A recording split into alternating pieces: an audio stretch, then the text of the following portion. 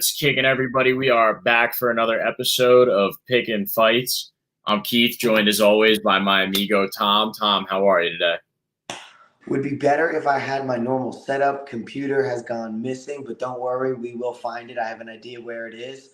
So using the phone today, but nothing will stop us from talking about Rose Namajunas this weekend.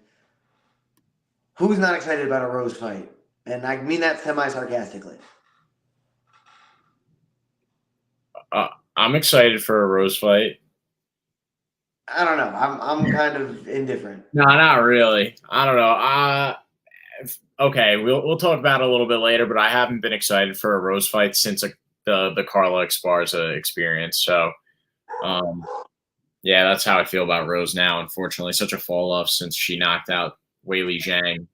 But main event, Denver, Colorado, kind of a fitting place for Rose Namajunas. It feels like if all the cities that the UFC frequents, that Denver, maybe the only city that would fit Rose better would be like Portland, Oregon.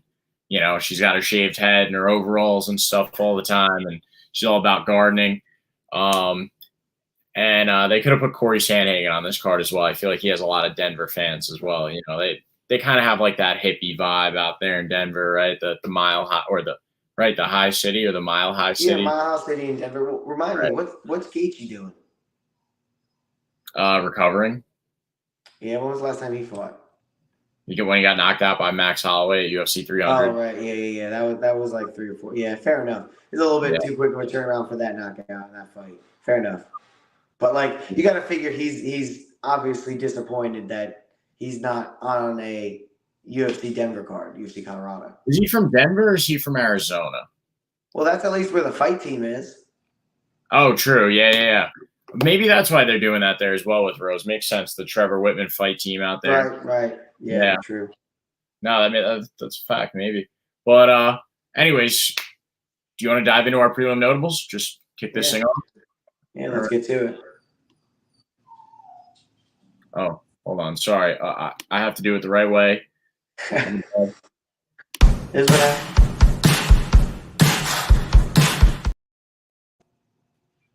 All right, my bad. I was just hitting whatever said prelim notables. So what do you got for us by way of prelim notables, Tom? So number one that sticks out to me is Joshua Van and Charles Energy Johnson. 15-6 Charles Johnson is 33 years old, 125 pounds at 5'9" and a 70-inch reach. Tiger Muay Thai, all of these gyms. He is, he is solid at a lot of things. But I think ultimately, we saw him on a 3-fight losing streak for the past few fights. He got off the schneid against Azagat Mascom when he fought to a decision against a 15-0 opponent there 5 months ago. Just about 2 months ago, he fought Jake Hadley to a decision there. I think it's a little bit of a quick turnaround to him, and I think he's taking on a really strong prospect in Joshua Van. Joshua Van is 10-1, 5-0 in his last 5. Fought in Fury, has gotten knockouts, has gotten submission victories. He's gotten split decision victories over Zaklas Zumagulov, Kevin Boras, and Felipe Burns, who he knocked out via ground and pound. I like Joshua Van. I like that he's hungry, 22 years old. Now, I will say this does have upset potential. I think Charles Johnson is going to be riding super high coming off of this win over Jake Hadley, taking this on relatively short notice. So I think he's going to be riding high and potentially could get overconfident and get himself caught by a young prospect. At the same time, you could have a young prospect who, is against the guy who's been around the block a little bit and, kind of teaches him a lesson that he's yet to learn in his career. He is 10-1, so he does have that loss there, which does make me feel a little bit better about it. So I'm going to go Joshua Van. He is a -190 favorite, but I like him to get this one done, mainly on Charles Johnson riding a little bit high on that win of Jake Hadley, turning around a little bit too quick. What do you think? I like the pick. I'm going to roll with you on this one. I'm a fan of a lot of the guys coming out of Myanmar these days. It's a really great country with a lot of really great combat sports. So I'm going to go with Joshua Van because he is from Myanmar. Next up, what do you got for us? You got any more? No, you want to talk about Josh Friend and Andre Petrosky, right? Yeah, I like this fight quite a bit. Andre Petroski is a guy that I am a fan of, even though he dropped 2 in a row. He's still a solid guy. He had some solid wins in the UFC before the Michel Pereira knockout. Excusable Michel Pereira climbing his way up. Has a couple of notable wins at this point himself. Hard guy to figure out. Joshua Friend, not so much. Jacob Malkoun also. I mean, it was kind of a quick turnaround off the Michel Pereira fight. And also, now that I'm looking at it, 3 months ago, coming around off that knockout, not great for Andre Petroski's chin. But I don't think that Josh Fremd has the striking ability to knock out Andre Petroski. And you have to be a good striker to knock him out. You have to be a little bit confusing, and you have to have a little bit more power behind your shots.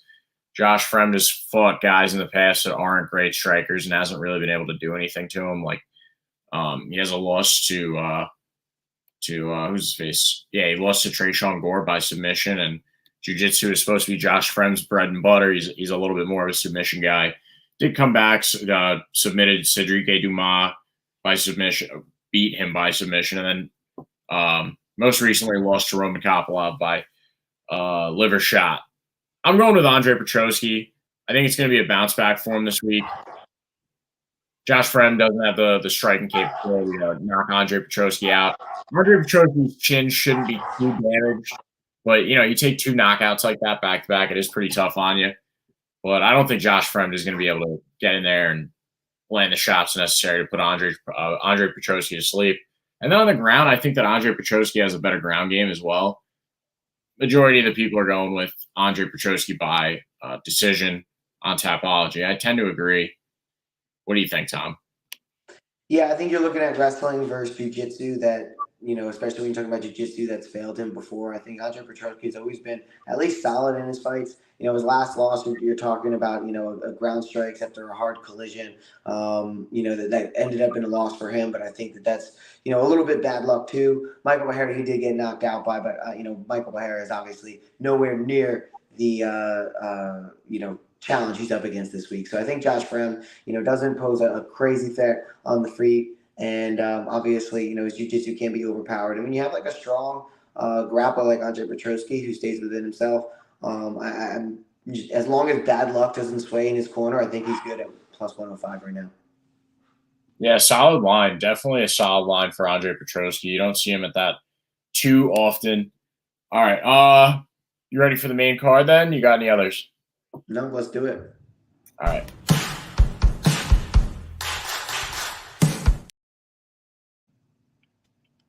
Let me get rid of that. Okay.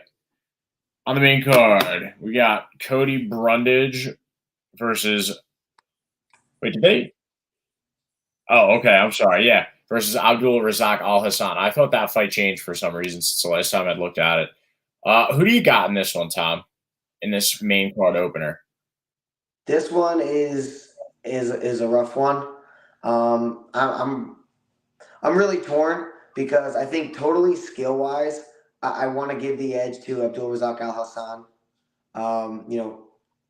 He's not quite the bigger guy, a little bit longer here, so he does have long limbs, standing at 5'10" against Cody Brundage, who's 6 foot. A little bit longer limbs. He is quick, from a really good camp at Fortis MMA. The only problem is that he's 38, going on 39 years old at the time this fight goes down. Very streaky in his last 4 years or so. Giving 9 months ago, having that submission from Joe Pyfer, body bags, who were really known for knocking guys out. I think that was more Abdul Razak Hassan being kind of overmatched in that fight, both maybe when it comes to his skill, but also a little bit just the overall kind of mystique coming in of Joe Pyfer, which obviously has been dampened a little bit now. He did have a good win recently, so take back everything I said.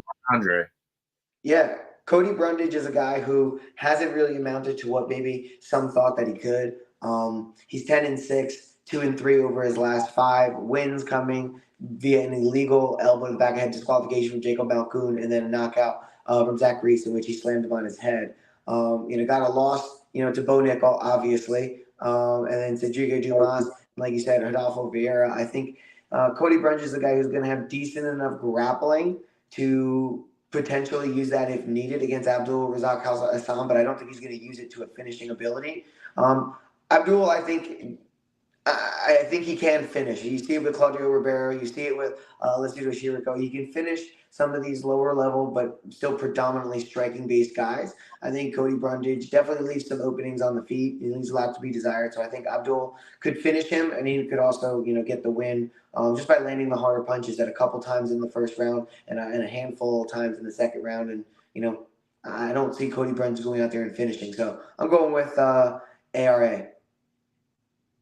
Yeah, I'm going to be a little bit of a contrarian here and actually go with Cody Brundage. He didn't perform as poorly in that Bo Nickel fight that a lot of people thought that he would. His wrestling ability, he was I think he got finished in the second round, right? Did he survive a round with Bo Nickel? This is one of those things I have to go check now. Because that actually is going to determine my pick. Did he make it? Yeah, I like that.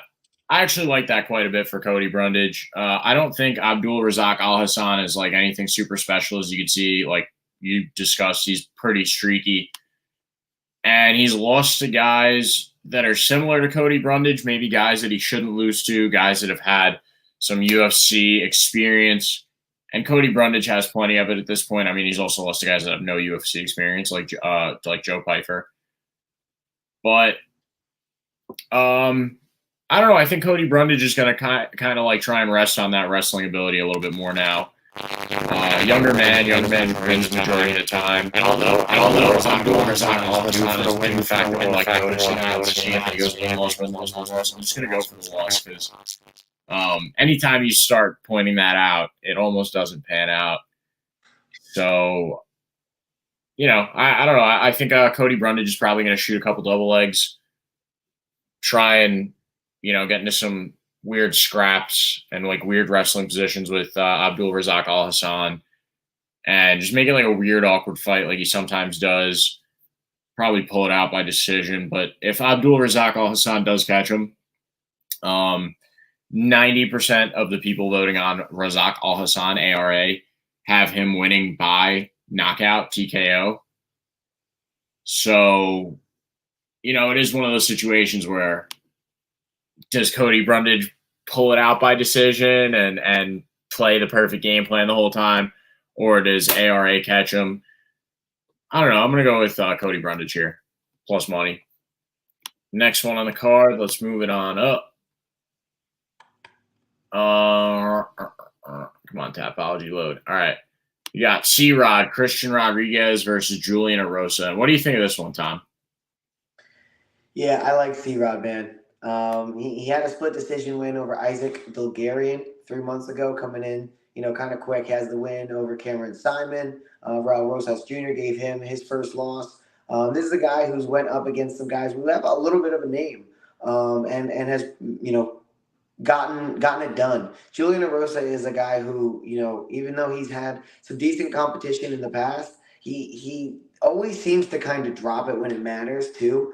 You look at the win over Steve Peterson, that was by a split decision.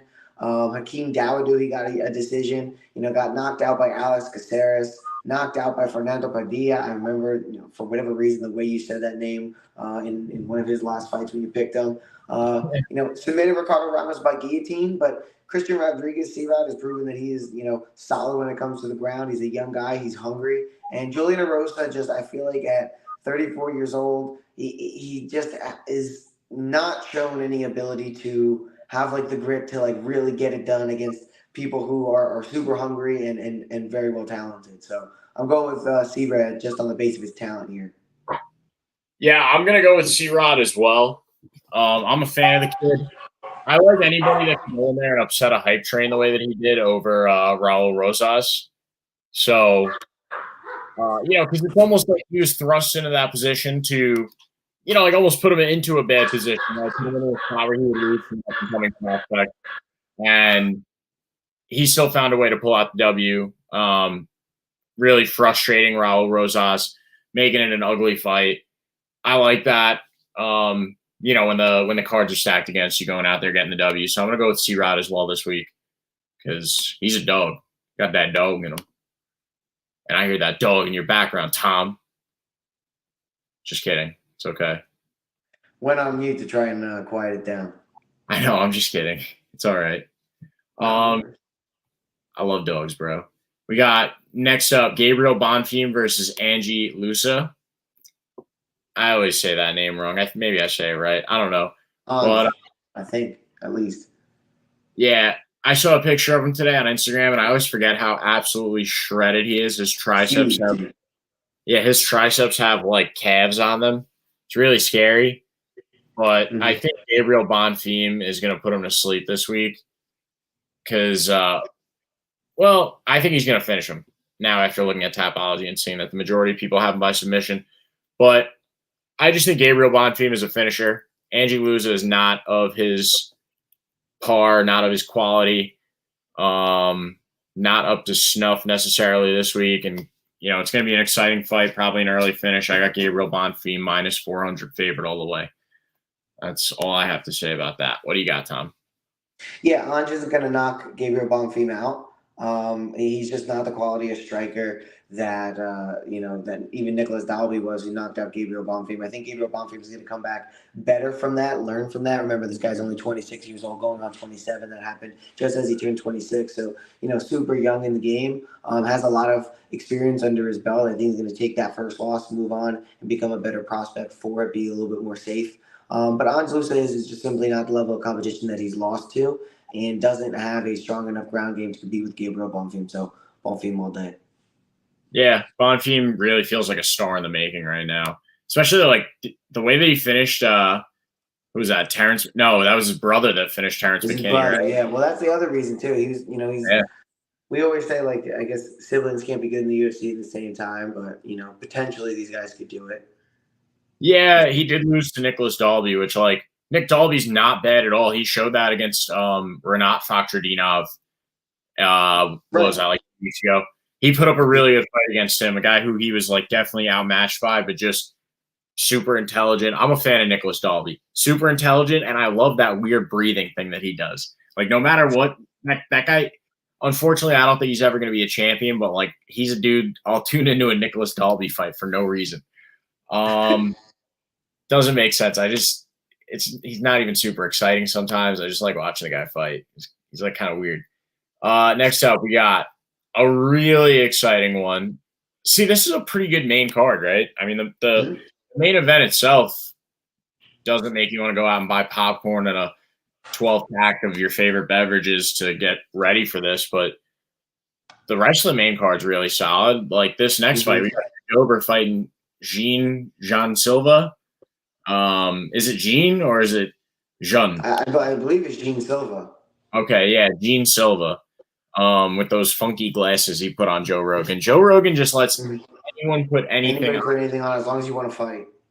Yeah, exactly. I mean, as a bald man, like if you came up to me and put a hat on my head, I would probably let you do that.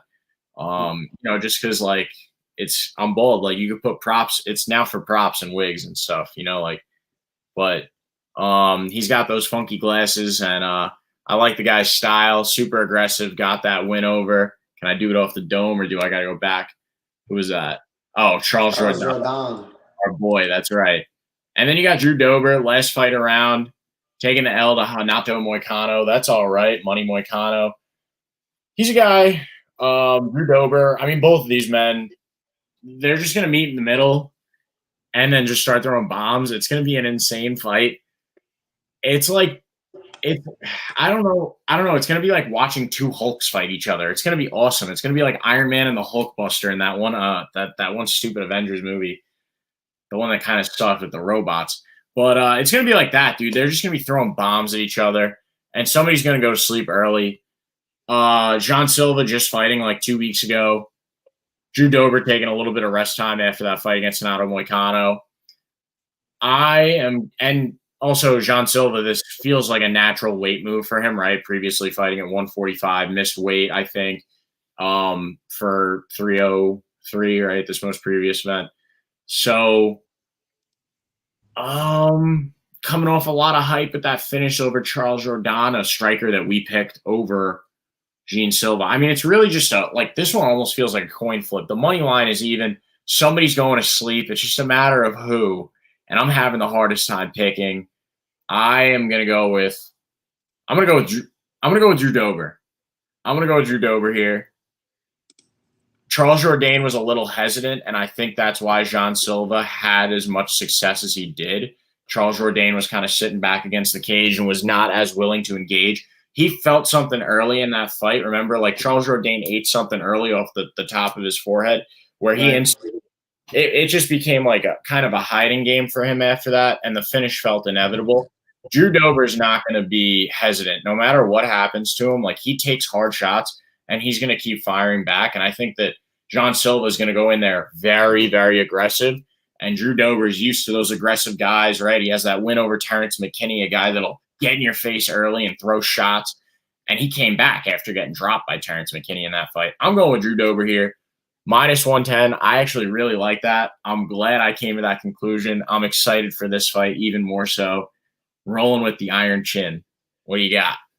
Yeah, here. You took basically all of my points.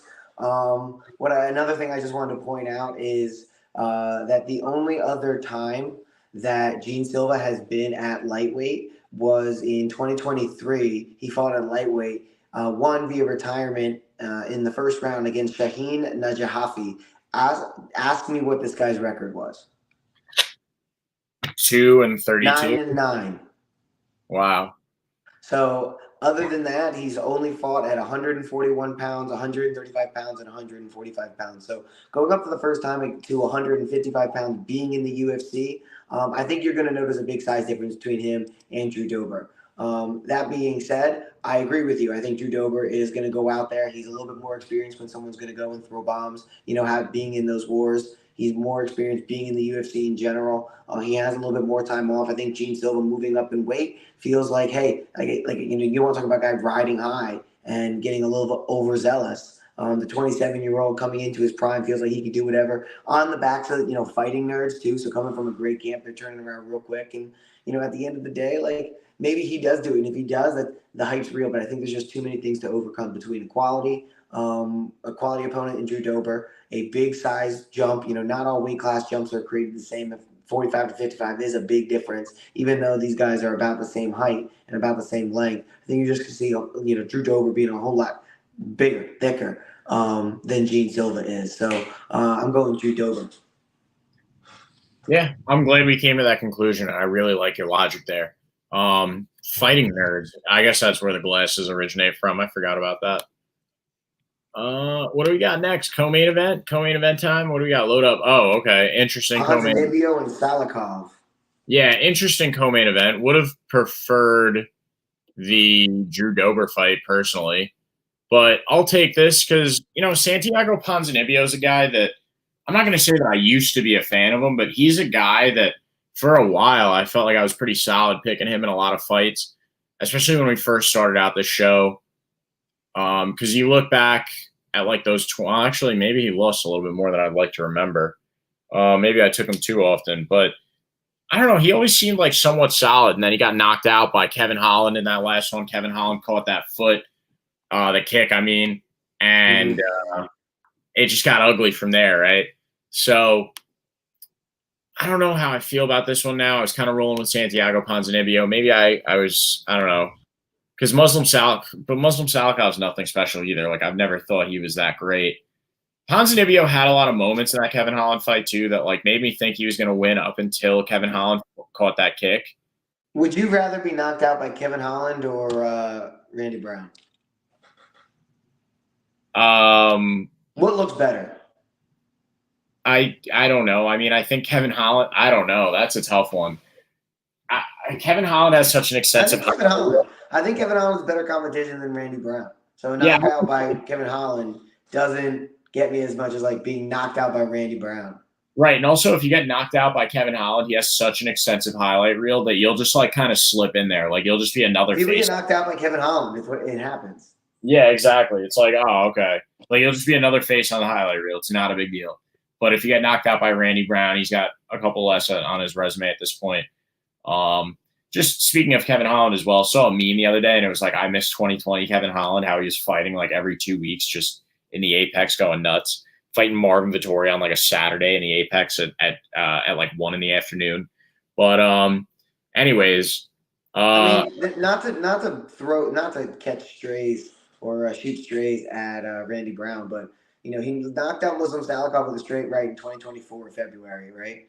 And then his last or most recent knockout after that was Alex Cowboy Oliveira in 2021. And Yeah. then before that was Brian Barberena in 2019. He's just not a guy that knocks a ton of guys out, even though he has 7 wins by knockout.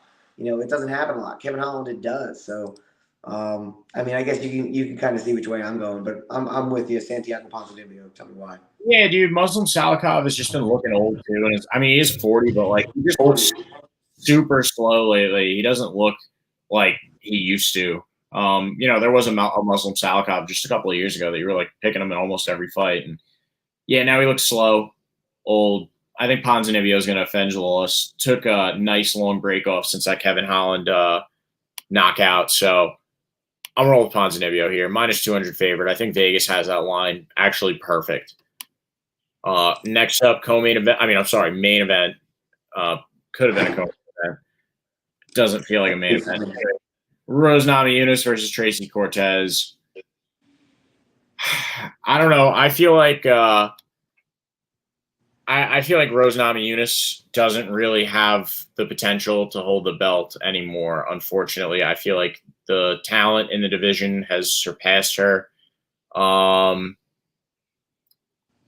And I think Tracy Cortez is on a really good win streak, and even though she's taking this on short notice, Rose just doesn't look like she's fighting to become champ anymore. I saw someone else say this, maybe on like Luke Thomas's show, that she looks like she's just fighting to fight, and I agree with that take. It's kind of sad because there was a time when she was stepping into the octagon being like, I'm the best, and it was a tearjerker moment. And now it's just not the same anymore. I don't think that she could compete with I don't know. I'm hoping she proves me wrong, but I'm going to go with Tracy Cortez to continue her win streak.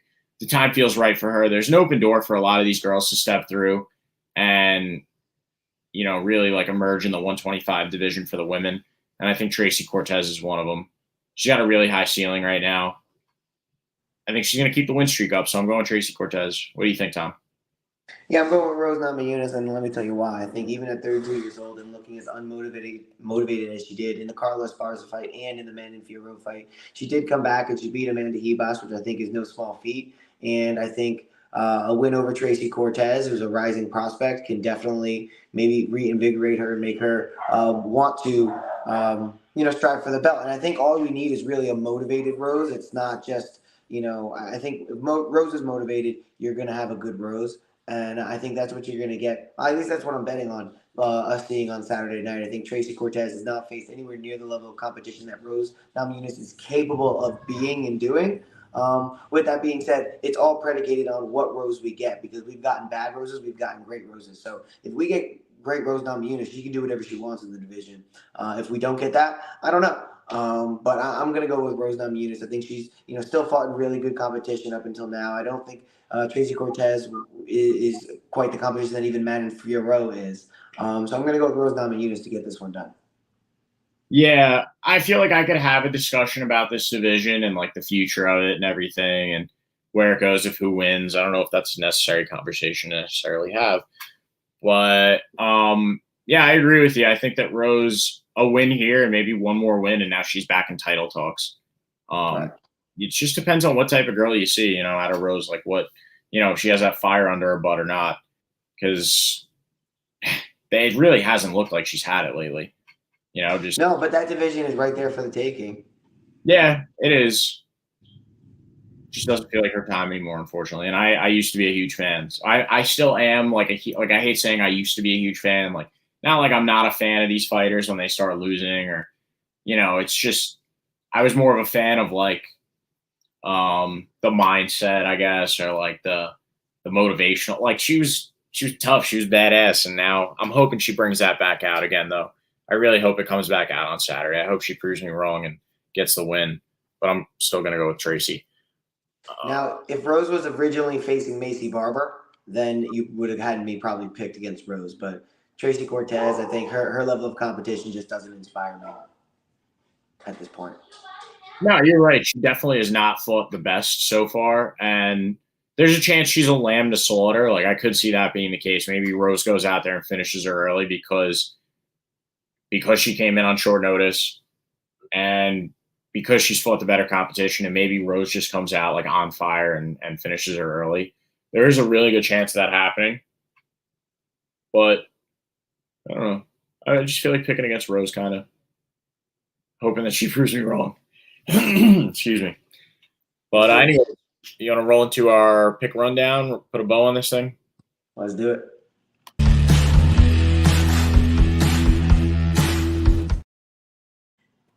All right, starting down at the prelim notables. I'm going with Andre Petrosky over Josh Fremd, and I'm going to take Joshua Van over Charles Johnson. I'm tailing your two picks there. I like those. For the main card, I'm going with Cody Brundage over Abdul Razak Al Hassan. Going with Christian Rodriguez over Julian Erosa. Gabriel Bonfim to finish Angie Lusa.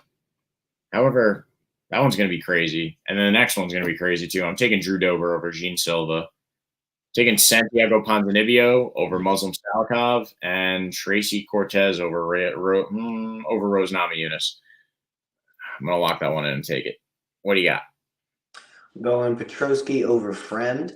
Something we didn't talk about. I'm going Jasmine Jasudavicius over Fatima Klein. First in the UFC, had a lot of very inexperienced competition leading up to this. And then I'm going Joshua Van over Charles Johnson. Moving up to the main card, we're going ARA over Cody Brundage. Going C-Rod over Julian Rosa. Gabriel Bonfim over Ange Lusa.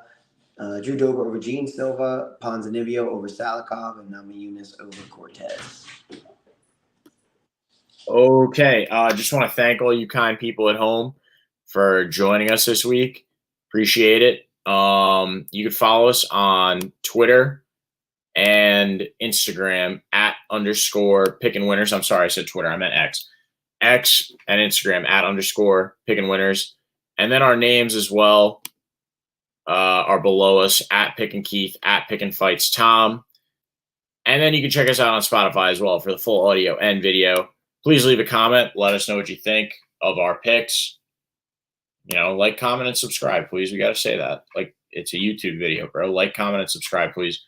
Let us know what you think of our picks. And join us again next week. I think we have another exciting fight, main event with women. So, I'm sure tons of people will tune in, excited to hear us talk about that one. Anyways, Ramos and Gina Jandiroba. High quality card. Virna Jandiroba is in a main event next week? Yeah. Wow. That's something.